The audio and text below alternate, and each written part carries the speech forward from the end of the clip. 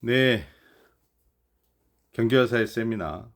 오늘은 조금 이제 세부적인 내용으로 들어가도록 하겠습니다.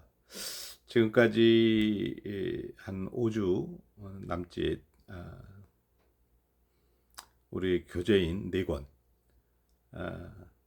불평등의 기원론, 또 국부론, 그리고 공산당 선언, 또 마지막으로 감시와 처벌, 4권의 책을 저희들이 그 핵심적인 생각은 무엇인지, 그리고 그 책의 어떤 큰 흐름들, 또 여러분들이 꼭 유념해야 될 것, 또 기존에 일반적으로 알려져서 오해의 부분이 있는 것들, 뭐 그런 것들을 우리가 충분히 강의로 또 여러분한테 토의하면서 그것을 우리가 인지는 했습니다. 그리고 우리가 이제 이 책들을 보면서 그게 과거의 명저들에 국한되는 게 아니고 현대 사회 또는 미래 사회의 국가와 또 그 일어나는 사회 문제들에 대해서 어떻게 그걸 바라볼 수 있는가, 문제 해결 능력으로서의 고전, 그 용도를 우리가 조별로 토의하면서 일종의 테스트를 해봤죠. 이제 이번 주부터는 이제 매우 조금 더 구체적으로 더 심화하는 이제 그런 단계로 강의가 시작되는데, 일단 아무래도 그 네 권의 교재 중에 가장 분량이 많은, 그리고 또 마르크스한테도 영향을 미치고 결과적으로 어떻게 보면 현대 국가와 또 현대 사회, 경제, 이러한 우리를 둘러싸고 있는 환경을, 또 환경에 대한 시스템에 대한 것을 좀 분석하는, 어떻게 보면 기준점이 된다고 하는 우리 국부론에 대해서 좀 이제 구체적으로 설명을 한번 해보도록 하겠습니다. 국부론은 여러분, 우리가 항상 제가 수업에서 강조했듯이 책에서 처음 열었을 때 그 첫 단락에서 주는 그 저자가 말하고자 하는 의도, 그게 책의 향배를 가른다고 볼 수 있잖아요. 그래서 이제 애담 스미스 국부론은 그래서 분업이 중요하다는 그 처음에 분업에 대하여라고 나오는데, 분업에 대해서 애담 스미스가 중요하다고 생각했던 것은 역시나 핵심은 노동의 가치를 높일 수 있는 아주 주요한 수단이자 시스템으로서 분업을 얘기한 것이고, 물론 이제 그 분업 전에 자본이 축적돼야 되고 하는 또 그런 얘기들, 자본에 대한 얘기도 있습니다만, 이게 뭐 연결고리처럼 순환이 되고 있고, 여러 가지로 밀접하게 다들 우리가 책에서 얘기하는 노동, 상품, 자본, 지대, 뭐 이러한 것들, 실체적으로 우리 경제를 구성 요소, 상품을 생산하는 또 요소들, 이런 것들이 서로 다 맞물려 있는 거죠. 그런데 어쨌든 처음에 분업에 대하여는 노동에 대한 문제를 애담 스미스가 굉장히 중시 여겼다. 그리고 그러니까 이제 잊지 말아야 될 게, 그 다음에 이제 화폐에 대한 얘기가 나와요. 화폐도 중요하죠. 매우 그 자체만으로도 우리가 명확히 그 본질적 요소를 꿰뚫어야 되는데, 어쨌든 애담 스미스가 말하는 거는 노동에 어떤 영향을 미치는가. 그러니까 여러분이 국부론을 읽을 때는 저희가 조언을 드린다면 노동을 기준으로 책을 꾸준히 읽으셔야 돼요. 그러니까 예를 들면 화폐의 기원과 사용에 대하여 이걸 갑자기 아니 나오는 이유는 이것들이 노동에 어떤 영향을 미쳤는가를 이렇게 그런 측면에서 쭉 읽어가는 것이 이해의 폭이 훨씬 넓어질 수 있다. 또는 이렇게 그 습속에서 길을 잃지 않을 수 있다. 이제 이렇게 말씀드리고 싶습니다. 그래서 이제 화폐의 기원과 사용에서는 조금 일반적인 얘기를 합니다. 화폐는 여러분 잘 알다시피 사용 가치와 교환 가치라는 두 가지 특성을 갖고 있죠. 사용 가치는 우리가 당장 사용을 하면서 그걸 쓸 수 있는 유용성 그 자체만으로 유용성을 얘기하고, 또 교환이라는 것은 이제 역시 화폐라는 것은 교환의 수단으로서, 교환을 원활하게 해주는 수단으로서 화폐가 사실 더 본질적인 기능이 있는 거 아닙니까? 그러나 이제 보통은 예전에 화폐라는 게 뭐 여러 가지로 쓰였기 때문에, 여러 가지 조개, 뭡니까, 망고, 코코아, 뭐 이런 거 많이 쓰였잖아요. 그럴 때에 이제 사용 가치라는 건 이제 극단적인 사례로 이제 물과 다이아몬드를 많이 드는데, 사용 가치가 이제 예를 들면 물 같은 경우는 우리가 반드시 필요한데, 또 그걸 교환의 매개 수단으로 물을 이렇게 화폐처럼 쓰기는 힘들잖아요. 그건 이제 교환 가치가 좀 없는 것이고, 사용 가치는 우리는 물은 없으면 또 죽는 거니까 굉장히 중요한 것이고, 그러니까 교환 가치로서는 의미가 없고, 다이아몬드든 반대로 다이아몬드 없어도 우리가 얼마든지 잘 살 수 있지만 교환 가치로서는 얼마나 귀한 겁니까? 그렇기 때문에 이제 가치가 아주 극대화되는. 그래서 사용 가치와 교환 가치가 꼭 맞아떨어지지는 않는다. 이런 얘기를 화폐에 대한 일반론으로서 이제 잠깐 하고 있습니다. 그래서 이제 사실 이제 교환 가치가 중요한 거죠. 화폐의 본질적인 기능이기 때문에. 그래서 이제 애덤 스미스는 이제 교환 가치를 설명하면서 이제 세 가지 문제가 있지 않느냐, 세 가지 관점에서 바라보라 이거죠. 그래서 이제 이 화폐라는 것은 어떤 우리 실은 이제 노동의 가치를 측정하기도 하는 건데, 이제 노동을 들여서 우리가 이제 상품을 만들잖아요. 상품의 실질적인 그 가격은 원래 어디에 있길래, 어떻게 돼 있길래 이게 화폐로서 표현되느냐, 이제 이걸 고민한 것 같아요. 그리고 이제 이 가격을 도대체 구성하는 게, 화폐 얘기를 하면서 자연스럽게 애덤 스미스는 가격의 개념을 얘기하기 시작합니다.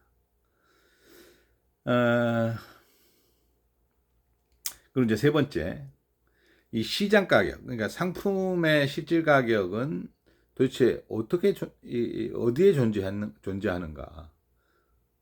상품이라는 게 만들어질 때 이제 결국 가격이 형성되는데, 이거 도대체 뭘로 이게 가격이 결정되느냐 이거죠. 그리고 이 가격을 구성하는 부분, 이 가격을 구성하는 건 도대체 어떤 것들이 있는가? 그리고 그렇다면은 시장에 이게 나올 때 시장 가격이 꼭 그러면 그 물건의 가격이 시장 가격, 그 물건의 내추럴한 자연 가격이라고 하는 그 상품을 만들었을 때 들어가는 여러 가지 요소들이 있어서 그 가격이 결정될 거 아닙니까? 근데 그것이 왜 시장에 나오면 그게 항상 그게 또 변동하냐 이 말이에요. 이 세 가지 문제를 교환 가치에 대한 문제로서 제시를 합니다.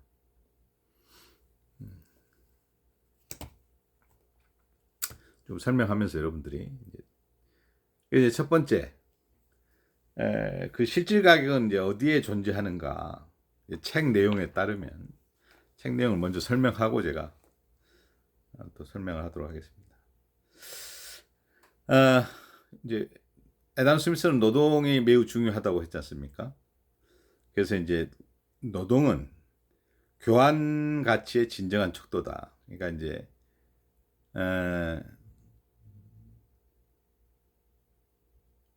화폐, 우리가 우리 노동의 가치는 교환 그 노동을 통해서 어떤 그 노동의 대가, 노동을 통해서 물건을 만드는데 이 우리의 노동의 교환 가치, 노동이야말로 이 화폐의 교환 가치를 담보해내는 진정한 척도다 이게. 예? 그러니까 어떤 상품이 만들어졌을 때 교환 가치가 된 그 상품의 그 노동이 얼만큼 들어갔느냐. 이제 이게 이제 교환 가치를 말해주는 거다. 이제 이렇게 애덤 스미스는 얘기를 합니다. 그러나 우리가 말은 쉽지만 과연 그 노동을 우리가 어떻게 측정하냐 이게 측정이 어렵다 이거지. 음?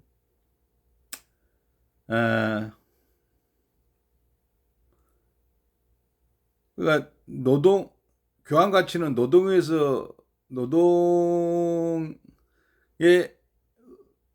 의해서 진정하게 척도를 관념적으로는 그 노동의 가치의 교환 가치가 정해지는데, 근데 실제 현실에 와서는 노동을 어떻게 그 명확하게 측정할 수 있겠느냐. 제가 이렇게 강의하는 제 노동의 가치가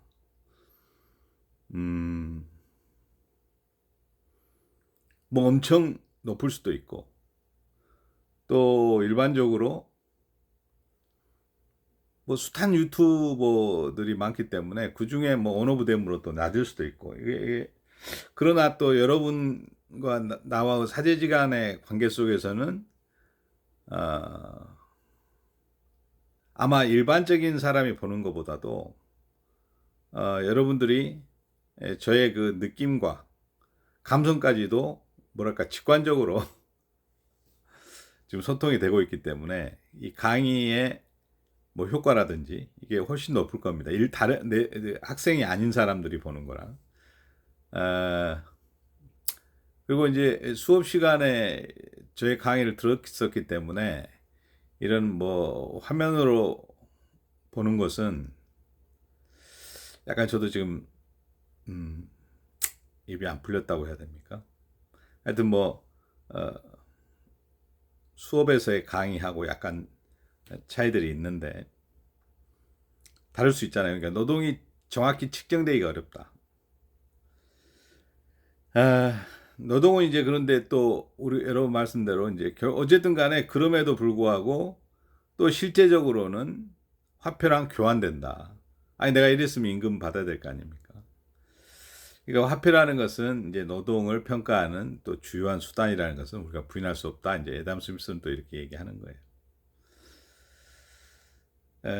그리고 이제 더 구체적으로 화폐라는 것은 과거에 대체로 현대에 이르기까지도 금과 은을 기준으로 삼아서 화폐라는 것은 사용됐기 때문에 최근 현대까지도 그렇죠. 브레튼 우즈 체제까지도 근본이제였으니까 뭐 이렇게 미국의 닉슨 대통령이 근본이제를 안 한다고 손을 탁 틀어버리는 그런 순간 직전까지는 어쨌든 금본위제로 이렇게 금으로 화폐의 척도를 기준으로 삼았기 때문에 지금도 뭐 금과 은은 여전히 가치는 있습니다만 어떻게 되겠어요? 제가 그 말하는 것은 이 화폐로 노동을 평가하는데 노동을 정확히 측량하기도 힘들고 또 그렇다고 해서 화폐는 또 금과 은 같은 것으로 평가하기 때문에 이 금은의 가치도 변한다. 그러니까 이 애덤 스미스가 지금 뭐 강조하진 않았지만 이게 관념적으로는 노동이 중요한데 노동은 화폐로 표시되고 근데 화폐라는 것도 변동하고 그러니까 노동의 가치도 자꾸 이렇게 이게 뭐랄까 완전히 명확하게 되는 게 아니고 변동과 불확정성이 있다 이 얘기를 하는 겁니다. 결론부터 얘기하면 가슴 아픈 거죠. 그래서 이제 마르크스 같은 사람은 그게 이제 착취다 뭐 이렇게 이제 그렇게 분석을 해내기도 하고, 막스 베버 같은 사람은 이제 그런 것은 미시적인 관점으로 보고, 그런 어떤 부르주아들, 좋은 유능한 부르주아들이 있으면 국가가 발전하고 어, 성장한다, 바람직한 방향으로 간다. 또 이제 이런 관점을 가진 비슷한 시대의 사람들이 있습니다. 그리고 이제 노동의 실질 가격은 노동과 교환으로 주어지는, 그러니까 이제 우리가 뭐죠? 이 애담 스미스 국부론을 제가 누누이 강조하지만, 그동안 금은보화를 많이 갖고 있는 나라가 이제 잘 사는 국가다. 이랬다가 애담 스미스는 어떻게 변합니까? 아니다. 생필품을 많이 생산해낼 수 있는 게 잘 사는 국가다. 이렇게 국가의 부의 개념을 완전히 바꿈으로써 이런 민중의 또 일반 시민들의 노동의 가치를 굉장히 중시 여기는, 또는 그게 가치가 높아지는 시스템을 이제 주장을 했지만, 그러나 그러니까 이제 노동이라는 것은 이제 생활 필수품과 편의품, 우리가 생활에 쓰는 그 물건들을 얼만큼 우리 노동으로 살 수 있는가, 이제 요것으로 이제 표시된다 이거죠. 그런데 노동의 또 명목 가격, 그러니까 실질적으로는 그런 건데, 그래 이제 그걸 이제 앞서 말한 대로 이제 또 화폐로 환원하고 이렇게 이제 명목 가격이라고 그러는데, 노동과 교환해주는 그 명목 가격이라는 것은 결국은 또 우리가 봉급받을 때 물건으로 받을 수는 없잖아요. 화폐로 받기 때문에 그 화폐 양으로 또 표시된다. 화폐의 가치라는 것은 시장에 의해서 변하기도 하고, 심지어는 군주들이 화폐의 가치를 일부러, 아니 많이 뭐 금은보화 찍어내버리면, 돈을 많이 찍어내리면 또 화폐 가치가 인위적으로도 바뀐다. 자연적으로도 바뀌고, 시장에 의해서 금이 많이 생산됐다든지 이러면 뭐 가치가 떨어지고, 이렇게 자연스러운 환경에 의해서도 되고, 인위적으로 뭐 국가가 또는 뭐 힘 있는 권력자가 유동성을 넓혀가지고 그러면 화폐 가치가 변동을 하잖아요. 그럼 우리 노동도 그 화폐로 명목적으로는 화폐로 표시되는데, 내 노동의 가치도 그런 거에 의해서도 변한다 이거예요. 그죠? 그러니까 애담 스미스 국부론이라는 것은 여러분 이제 이미 다 아는 얘기를 제가 애담 스미스가 쓴 용어를 빌어서 지금 다시 설명하고 있는 건데, 우리들은 그렇죠? 그러니까 이제 노동의 중요성을 강조하면서도 그 노동도 불가피하게 노동의 가치가 변하더라.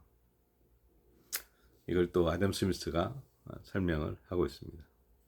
그럼 이제 두 번째 그 얘기를 하면서, 화폐에 대한 얘기를 하면서, 이제 화폐 얘기한다는 것은 분업에 대하여도 그 노동의 어떤 가치를 높이는 거, 그 수단이다. 그런데 이제 노동의 가치를 높이는 건데, 화폐에 대해서 애담 스미스가 그 다음에 설명하는 것은, 근데 노동의 가치를 그렇게 분업해서 높여야 되는데, 그러면 높이든지 낮추든지 이렇게 노동의 가치가 변화가 있게 되는 것이 도대체 왜 그러냐 하는 것을 지금 얘기를 하는 거예요. 화폐적 요인이다 이거죠. 화폐가 첫 번째는 이제, 그러면 화폐라는 것은, 그 노동이라는 것은 도대체 화폐로 평가되는데 그 실질 가격이 어떻게 형성되는가 이제 얘기한 것이고, 그럼 이제 노동 그 가격이라는 건 일반적으로 이제 또 보자 이가, 상품이라는 것에 이제 우리 노동이 들어가잖아요. 애담 스미스가 또 그러면 이제 노동의 가치라는 것은 화폐에 의해서도 영향을 받을 수 있다. 그렇다면 이제 상품에 의해서도 또 영향을 받을 수 있다는 거예요. 우리가 흔히 뭐 경영학의 3요소입니까? 뭐 이렇게 얘기하는데, 현대 경영에서도 노동, 자본, 토지 그러죠. 그래서 요 노동과 자본과 토지가 합쳐져서 이제 상품이 생산이 되는 거죠. 노동은 대가로 우리가 뭘 받는 거죠? 임금. 자본은 투입에 대한 대가로 이윤, 이자 뭐 이런 거, 기타 등등 이윤을 얻는 거. 토지는 말 그대로 토지 사용료, 지대죠. 그러니까 이제 상품이라는 것은 그 안에 임금과 이윤과 지대가 들어가 있다. 여러분 이제 앞에서 말씀드렸지만은 이제 노동이 화폐에서도 영향을 받지만 우리가 노동이라는 것은 제가 이 방송 이런 걸 할 때도 어떻게 되죠? 노동의 이제 곤란. 이거 방송을 일반적인 사람한테 하라고 하면 할 수 없잖아요. 가르치는 사람 또는 거기에 대한 전문적인 지식이 있는 사람 뭐 이런 사람들이 하는 거죠. 뭐 산업 현장에서도 마찬가지로 숙련된 사람 이런 사람들이 돈 더 받는 거죠. 그러니까 노동의 곤란성 또 뭐 크리에이티브 뭐 창조적인 사람들은 돈을 많이 받잖아요. 또 일을 익숙한 사람들 아주 처음 들어온 사람보다는 그 뭐 우리 뭐죠 세상에 이런 일이 뭐 이런데 아니면은 뭐라 그 하여튼 뭐 이런 아주 숙달된 분들 보여주는 생활의 달인 뭐 그런 프로에 나온 분들 중에 일 뭐 신기에 가깝게 묘기에 가깝게 일하시는 분들이 계시잖아요. 많잖아요. 많으시잖아요. 그런 분들은 이제 숙련이 된 분들은 돈을 더 받겠죠. 또 근데 이제 거기에 자본도 똑같은 돈이라고 또 이윤이 똑같냐 그게 아니죠.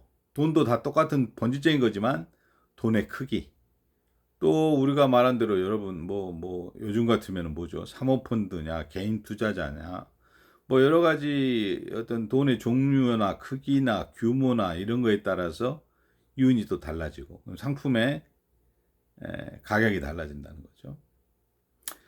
토지도 역시 여러분 뭐죠? 공장을 뭐 좋은 땅에 지었냐, 아니면 저 산에 지었냐, 뭐 위치나 종류 또 뭐 땅의 종류도 있을 테고 뭐 이런 것들 지대가 이제 각각 다 변한다. 그러니까 이제 이게 참 우리 노동의 가치가 상품에 담겨져 있는데 그 상품 가격에 영향을 주는 것들에 대한 요소들도 상당히 이제 더 들어가면 매우 변동성이 크다.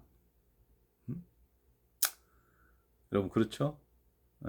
그 현대에 와서는 뭐예요? 그래서 화폐 금융 산업이라고 해요. 돈 가지고만 물건 여러분 뭐 이런 거 있잖아요. 여러분 무슨 백화점에 있는 물건이 이제 시즌 지나가지고 싸게 이제 어떤 사람들이 뭐 돈을 많이 주고 그 물건 전체를 사면 또 가격이 떨어지잖아요.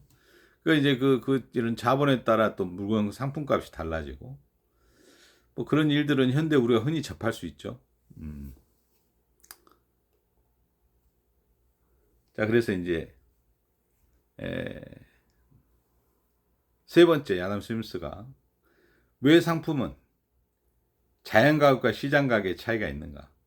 이거 이제 내용이 뭐 이렇게 학문적으로 좀 애담 스미스가 뇌생남이어서 어떻게 좀 어렵게 썼다면 썼을까 이렇게 보는데 이제 시장 얘기할 때는 뭡니까 여러분? 상품이 나와서 이제 유통되는 거잖아요. 그러니까 이제 왜 달라지겠어? 유통업자도 자기 이윤을 얻어야 되잖아요. 그러니까 당연히 유통 마진이 고려되니까 그 물건 그대로 어떤 사람이 그 물건을 떼와 가지고 시장에서 팔 때 그대로 그 물건 그대로 팔겠어요. 그럴 수는 없죠. 그런데다가 또 이런 그 비밀 가격이라고 하는 어떤 물건을 만들 때 그 레시피라든지 노하우 뭐 그런 게 있어가지고 물건이 아주 좀 가치가 있다 그러면 이제 가격을 더 높이 많이 받을 수 있고 또 독점 내가 오로지 나 혼자만 독점해 그럼 그거 비싸게 팔 수 있잖아요. 이제 그런 요소들 때문에 시장에 와서 또 가격이 또 바뀐다 이거야.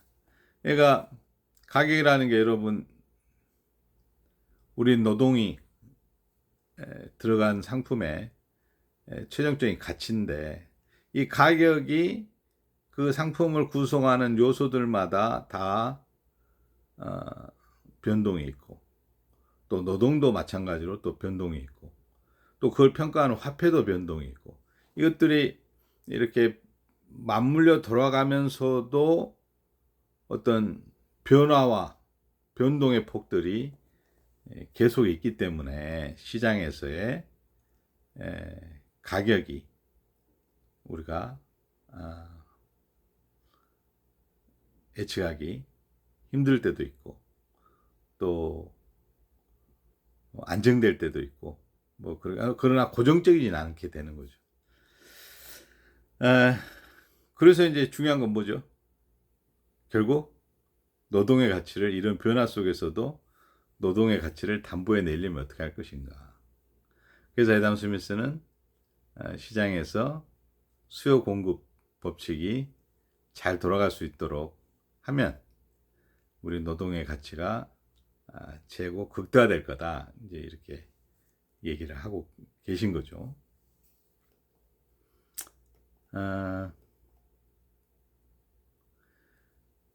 이제 화폐의 기원과 사용에 대해서 이제 얘기를 해봤고,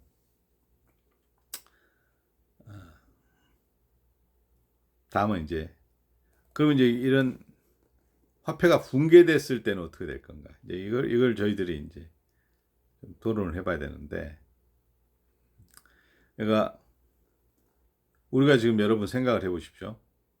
뭐든지 다 잘 돌아간다, 시스템에서. 그러나 우리 인류 역사는 또 반면에 모든 것이 잘 안 돌아가는 때도 너무 많았다. 노동의 가치를 대접 못 받았을 때, 경우가 길죠. 노예 제할 때, 또 중세시대 때 농노 못했잖아요. 또 그러면 상품의 가격이 제대로 받았던 때가 도대체 얼마나 있었냐. 상품을 구성하는, 아니 땅을 누가 소유를 해봤어요 말이지. 귀족들이 다 소유하는데. 그리고 또 자본이 지금도 자본은 개인이 이렇게 많은 자본을 가지기가 힘들잖아요.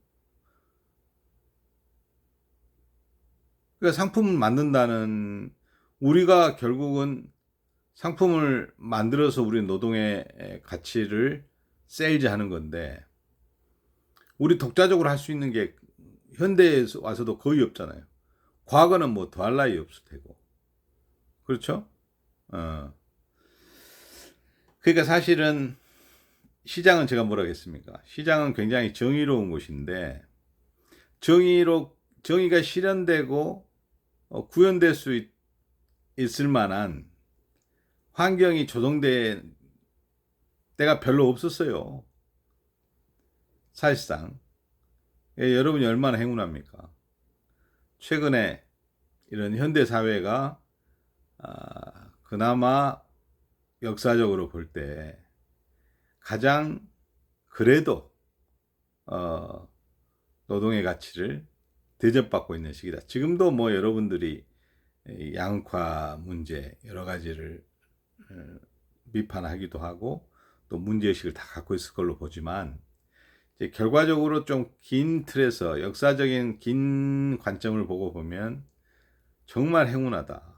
과거에는 얼마나 고통스럽겠습니까? 그러니까 우리나라도, 아니 그 전태일 열사 같은 분이 왜 그 몸에 분신을 하면서 그 열악한 노동 환경을 세상에 알리고 그렇게 했겠습니까? 노동의 가치를 대접을 못 받았잖아요. 그게 우리나라로 치면 70년대, 뭐 그때도 노동의 대가를 정당하게 받지는 못했다는 거 아니겠습니까? 지금도 뭐 정규직 비정규직 문제도 있고 여러 가지 현실적인 문제가 있습니다. 그래서